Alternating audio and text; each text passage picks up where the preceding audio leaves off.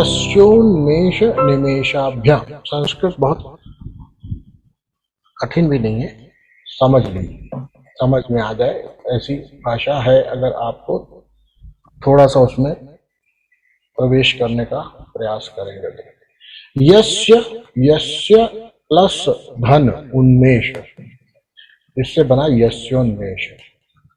ठीक है। निमेषाभ्याम, निमेषाभ्याम माने निमेष के द्वारा।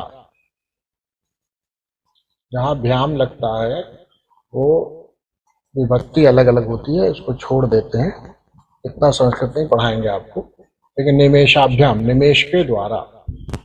जगतः, इस जगत का, प्रलयोदयो, तो प्रलय उदय, प्रलय प्रलयो प्रलयोदयो, प्रलय उदयो, तो प्रलयोदयो, आ और उ मिलकर ओ होता है।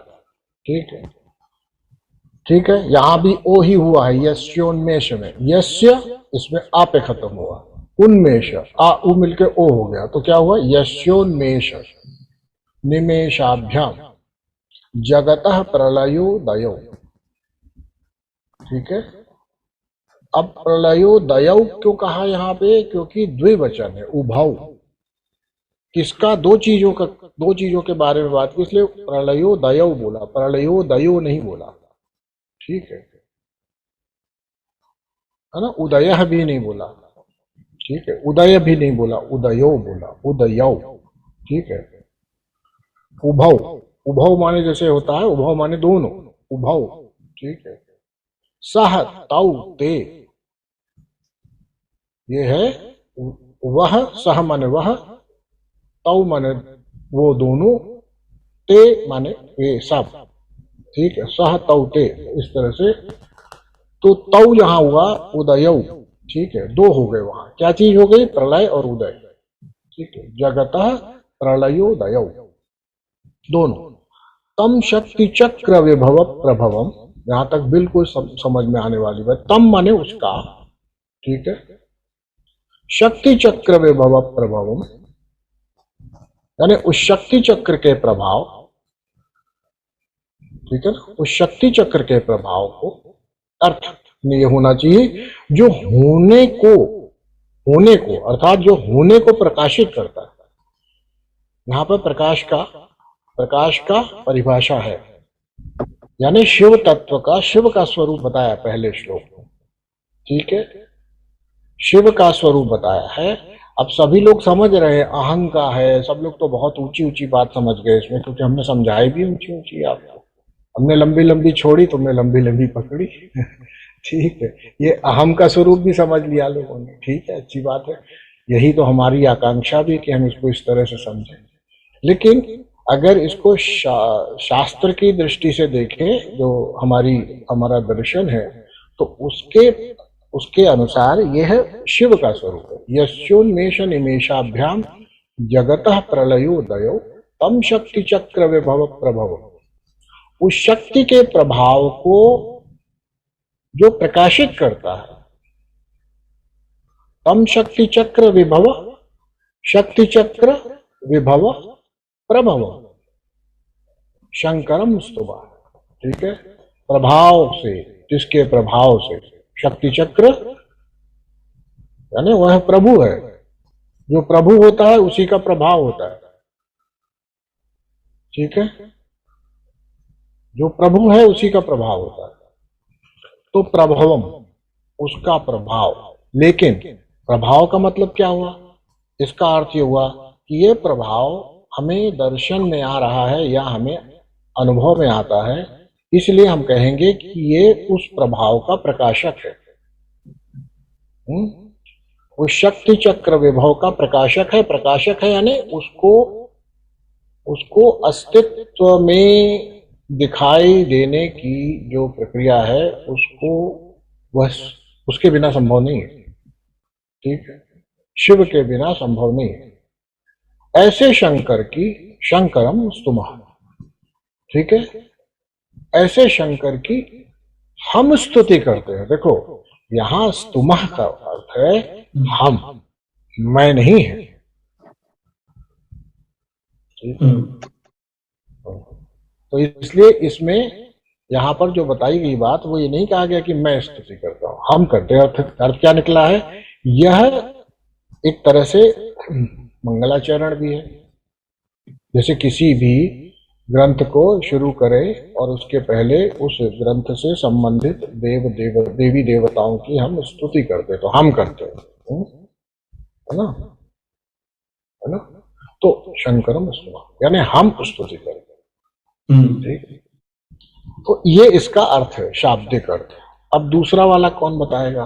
अभी तक कुछ समझ में आया? अभी नहीं आया तो फिर हम लोग उस पर बात करेंगे। अब तो खैर अभी तक तो नहीं आया है समझ में लोगों को। तो इसका यत्र स्थितम, यत्र स्थितमिदं सर्वम, यत्र स्थितमिदं सर्वम, यत्र स्थितमिदं, यत्र स्थितमिदं, यत्र स्थितमिदं, यत्र स्थितम इदम।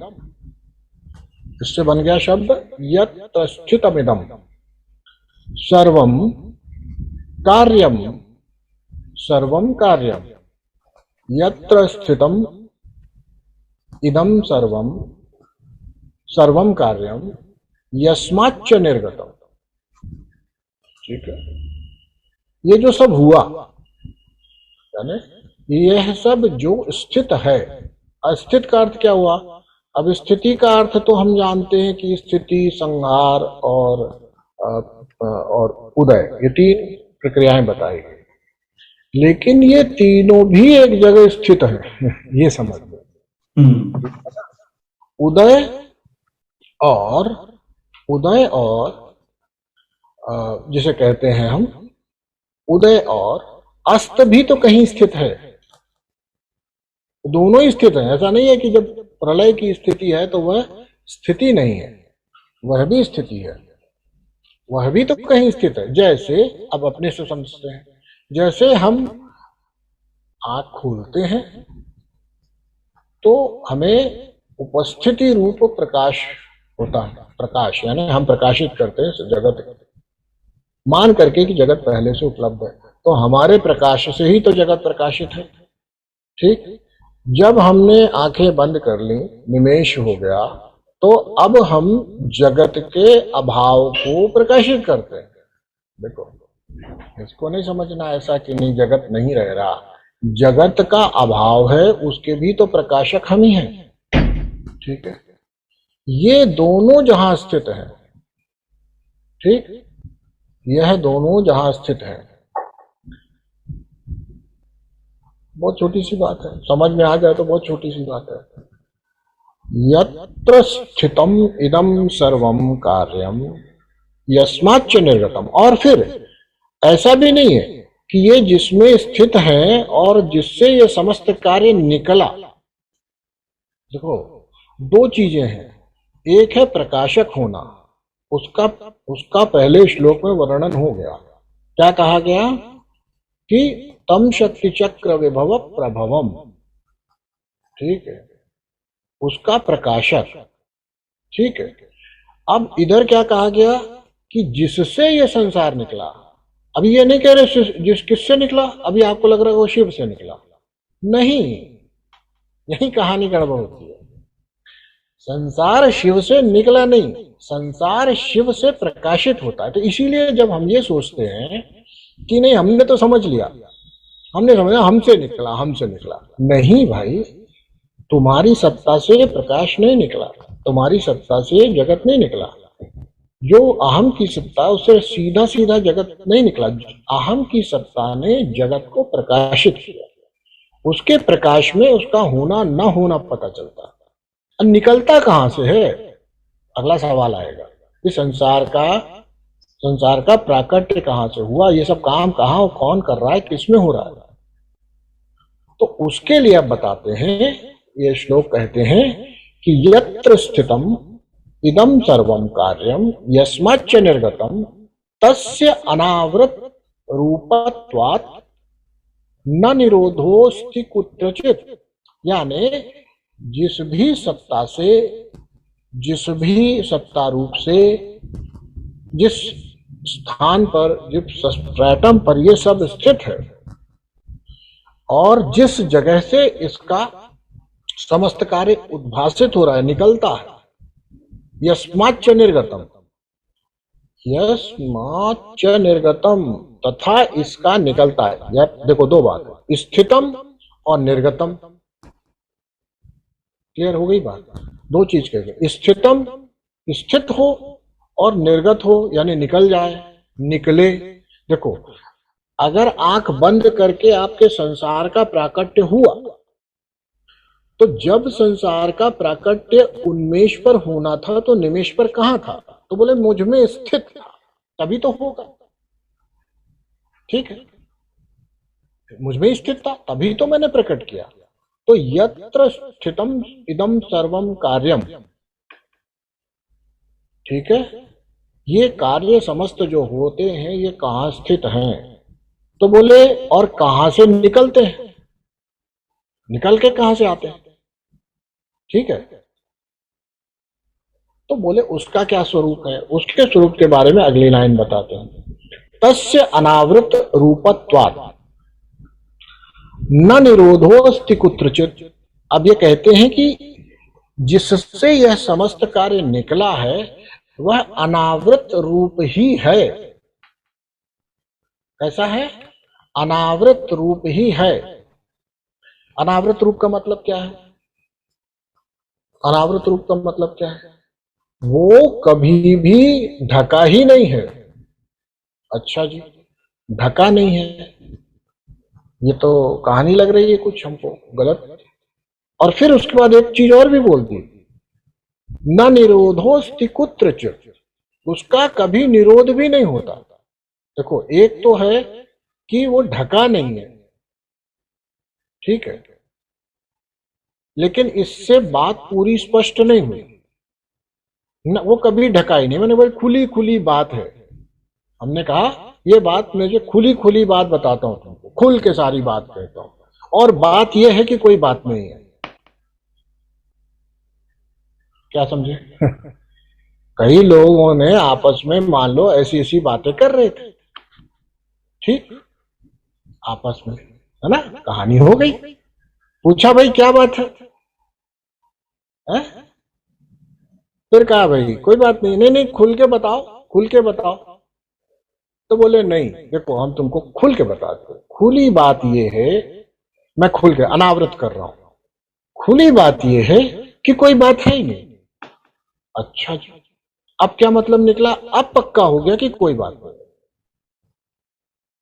अनावृत किया और फिर हमने कहा कि कोई बात नहीं है, ये तो हो गया न होना।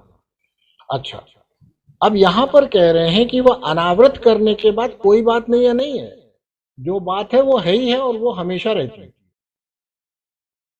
ठीक है, ये उल्टा सा, ये यहां पे उल्टा कह रहा है कि चाहे उसको मैं बताऊं और चाहे ना बताऊं, चाहे उसको, चाहे मैं स्थित में रखूं और चाहे ना रखे वो, लेकिन वह जगह, वह तत्व, वह स्थान, वो कभी ढका ही नहीं होता।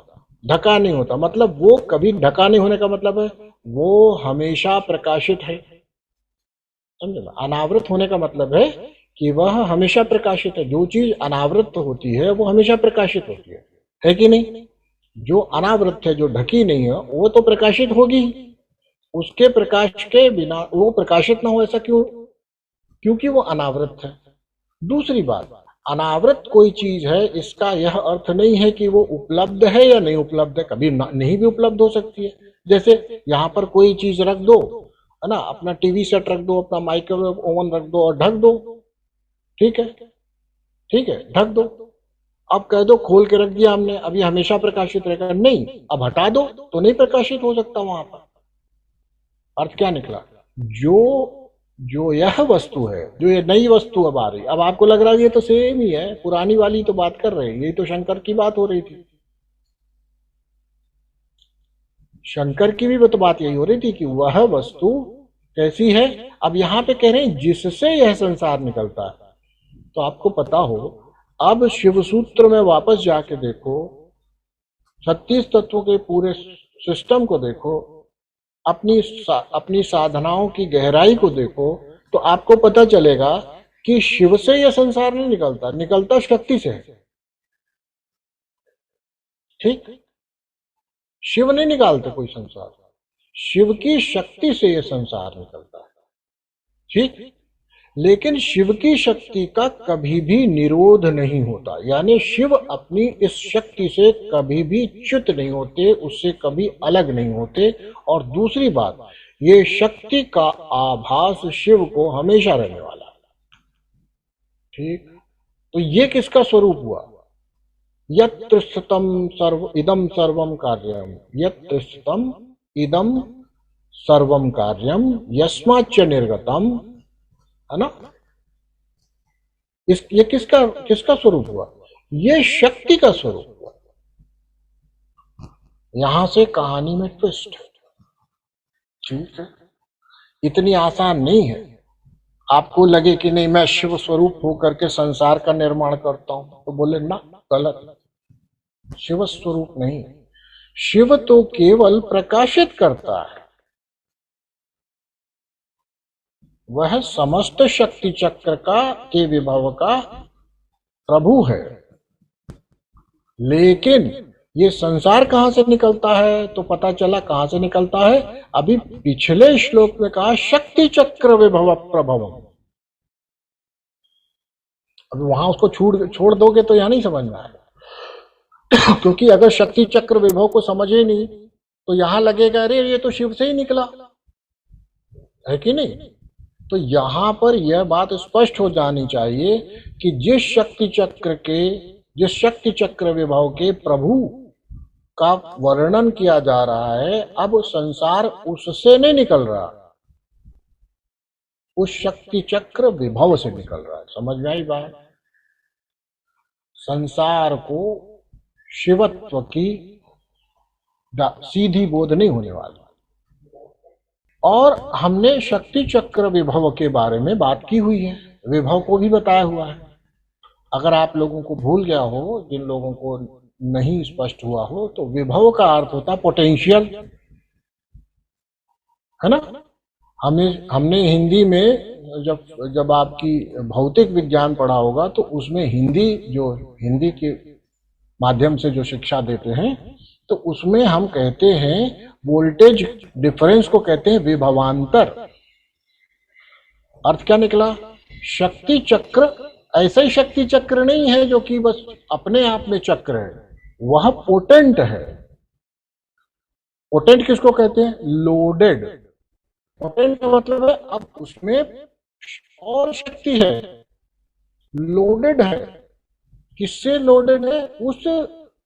उस समस्त प्रक्रियाओं से, इंटेलिजेंस से, क्रिया से, ज्ञान से, है ना। और वास्तविकता तो ये है कि इसमें इच्छा भी शिव की नहीं होने वाली, शिव तो सिर्फ प्रकाशक ही होने वाला है।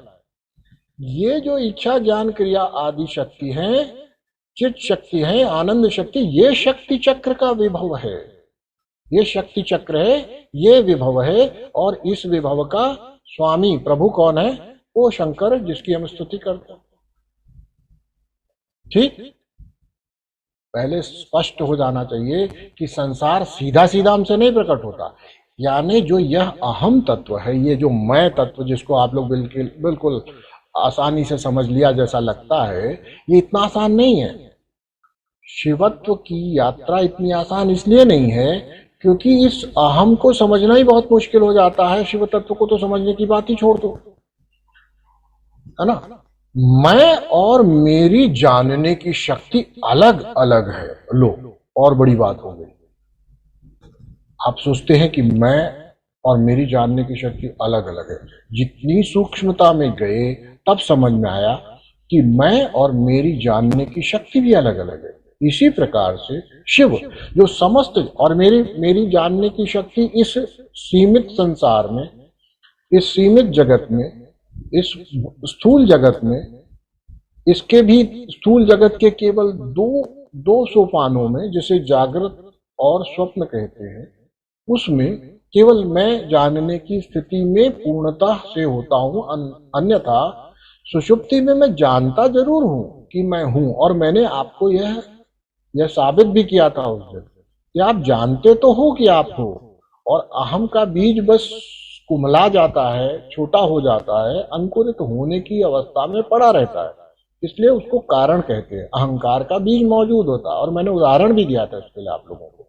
ये कहा था कि 10 आदमी सोते हो तो सोते हैं, किसी को कुछ नहीं पता है, किसी के लिए भी संसार प्रकट नहीं है, लेकिन 10 आदमियों में से जिसका नाम बुलाया जाता है वही उठता है, 9 सोते रहते हैं।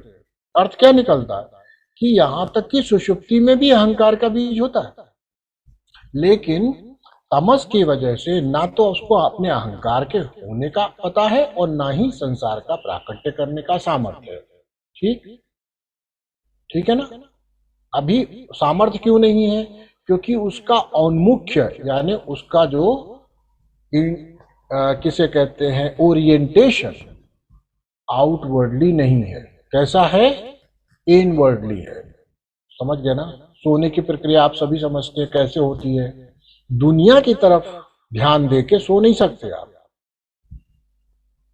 जब तक ये सामर्थ्य बनी रहे आपके अंदर कि दुनिया पे ध्यान दो, या फिर कुछ ऐसी विशेष परिस्थितियां पैदा हो जाएं कि मैं हमारा ध्यान दुनिया की तरफ ही लगा रह जाए, तो फिर आप सो नहीं सकते। क्यों? क्योंकि आपकी शक्ति का औन्मुख्य बहिर्मुखी है। शक्तियां सारी बाहर हैं, तो जगत प्रकट ही रहेगा। देखो, ये हमारी इच्छा, हमारे वृत्ति, हमारे संस्कार, हमारी वासनाओं की यदि इतनी तीव्रता बढ़ जाए तो हम इस संसार को प्रकट ही किए रहेंगे। वैसे मत सोचो जैसे किसी के घर में बीमार हो जाए कोई, है ना, कह दे भाई अब तो चला चली की बेला है, तो हो सकता है आप 3 रात जग जाओ, नींद ना आए। क्यों? क्योंकि अब जो प्रकट है उसमें आपका उन्मुख्य है। ठीक है, उससे उससे आपने विराग नहीं हुआ आपको। ठीक है, संसार में प्राकट्य उन्मुख्यता हमेशा बहिर्मुखी हुई तो सब पता रखता रहे, पर जिस समय भी हमारी उन्मुखता अंतर्मुखी हो जाए, उन्मुख्य बाहर के बजाय पलट जाए, उल्टा हो जाए, तो क्या हो जाएगा? फिर कुछ पता नहीं चलेगा। फिर पता चलेगा कि मैं सोया, कौन मरा कौन जिया क्या मतलब, पता ही नहीं। उस समय नहीं पता होगा। जब जैसे ही मेरी चेतना, मेरी शक्ति चक्र यानी मेरी जो अभी सीमित सीमित शक्तियां हैं, अब मैं शिव से अपने आप को तो बिल्कुल नहीं आप अपने आप को तुरंत कंपेयर करें, क्योंकि बहुत जल्दी हम लोग बहुत जल्दी जंप लेते हैं, हमको लगता है बस पहुंच गए शिव तक, लेकिन इतना आसान नहीं है ना। समझना तो बहुत इजी लगता है, रे समझ गया समझ गया, लेकिन इतना भी आसान नहीं है। क्या आपने सोचा कि नहीं नहीं मैं को जान गया और अहंकार शून्यता प्रकट हुई तो मैंने मैं को जान लिया? अभी मैं को नहीं जाना, अभी आपने मैं को नहीं जाना, अभी मैं के जानने की शक्ति को ही जाना। देखो, क्योंकि वास्तविकता ये है भाई, मैं के जानने की शक्ति को ही जाना। अभी एक स्तर और है, अभी एक सूक्ष्मता और है कि मैं जानूं और मैं शक्ति को अपने से अभिन्न लेकिन भिन्न भी जाना। तब मैंने मैं को जाना। बोलो जा, बताओ बताओ ना। ये भी तो एक स्थिति होगी। जैसे आपको पता है कि आपका हाथ है, जब चाहो तो काम करो, जब चाहो तो ना काम करो, बिल्कुल ठीक है कि नहीं? है ना। तो आप जानते हो ये मेरा हाथ है और ये मेरे कार्य का कारण भी बनता है। तो अब मैंने जाना कि ये मेरा हाथ है, अब मेरी इच्छा से ये चलता है। समझना। अब यहां पर समस्या क्या है आपकी कि आप सोचते हो मैंने मैं को जान लिया, लेकिन यहां पर किसी को नहीं जाना गया, किसी को नहीं जाना गया, सिर्फ जानने की शक्ति पर ही आप पहुंच के रुक गए। क्योंकि जब तक मैं को जानते हो तब तक सिर्फ जानते हो, मैं को नहीं जानते। जानने की शक्ति के साथ ही मैं को जानते हो। जब मैं में स्थिर होकर के शक्ति को नहीं जानते। समझना इस बात को, एक बात समझो, समझ में आए मेरी बात की नहीं? जैसे अभिन्न है मेरा हाथ, मेरे पैर, मेरी देखने की शक्ति है, सब मुझसे अभिन्न है, पर मैं यहां पर अपने इस शरीर मंडल में, इस पिंड में जानता हूं कि मेरे पास देखने की शक्ति है और उपयोग कर सकता हूं, है ना। जानता हूं ना, नहीं देखना चाहूं तो नहीं देखूं। लेकिन यहां पर एक बात बताई गई कि यह जो तत्व है इसका ही कंचुकों में बंधा हुआ रूप हम हैं। तो हम हर चीज समझेंगे, लेकिन थोड़ा थोड़ा समझेंगे, बहुत फीबल। एक पर्दा नहीं लगा है, 6 पर्दे लगे हैं। अच्छा, अब ये बात कह रहे हैं कि ये पर्दे नहीं लगे हैं इसमें, तस्य अनावृत रूपत्वात्। समझना, शिव का तत्व अनावृत है, आवृत्त नहीं है, इसलिए ये शिव का स्वरूप है, अहम का स्वरूप नहीं है। ये एक बात एकदम स्पष्ट हो जानी चाहिए। आज के लिए इतना ही। ओम सर्वे भवन्तु सुखिनः, सर्वे सन्तु निरामया, सर्वे भद्राणि पश्यन्तु मा कश्चित् दुःखभाग् भवेत्। ओम शांति शांति शांति। ओम शिव।